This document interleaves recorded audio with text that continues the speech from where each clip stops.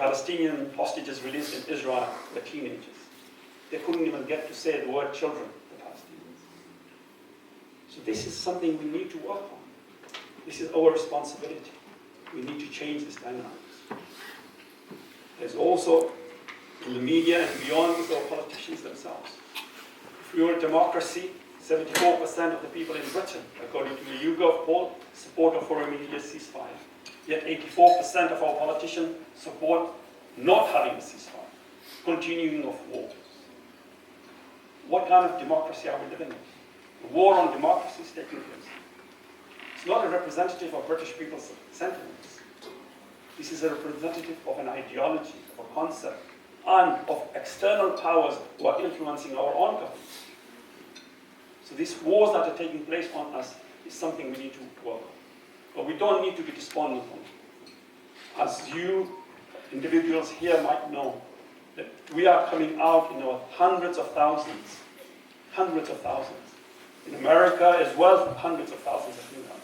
In America, more than Britain, they had to actually pay when they had a pro-Israeli rally. They were actually advertising that whoever comes to the rally, they'll be paid. I forget the amount. In Britain here, the Israeli rally that took place a couple of days ago was supported by the extremist right wing. They wanted to be part of it.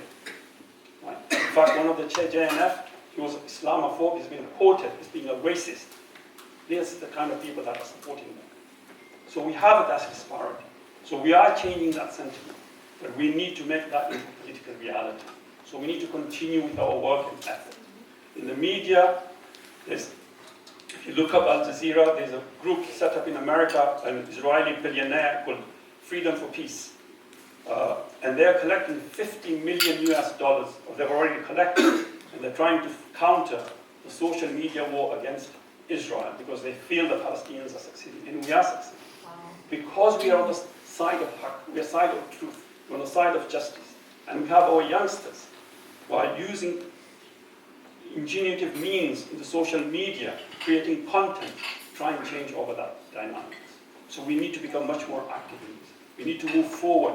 We need your expertise and your intellectualism and your know-how and technology to take this forward further.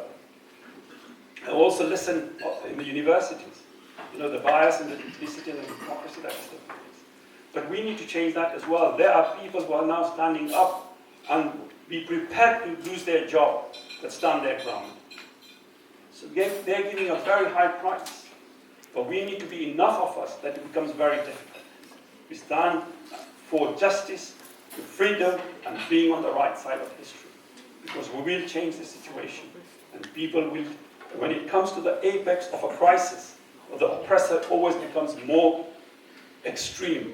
And this has happened in the case of South Africa.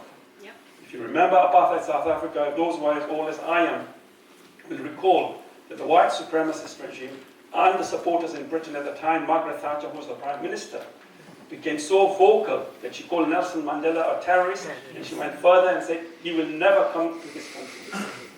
Yet, the tables turned. Today, more people in the world know Nelson Mandela than the relative of Margaret Thatcher, and the red carpet was shown. But that was done not because of a government accepted it, not because America sided with the oppressed people of South Africa. It was people like you and me.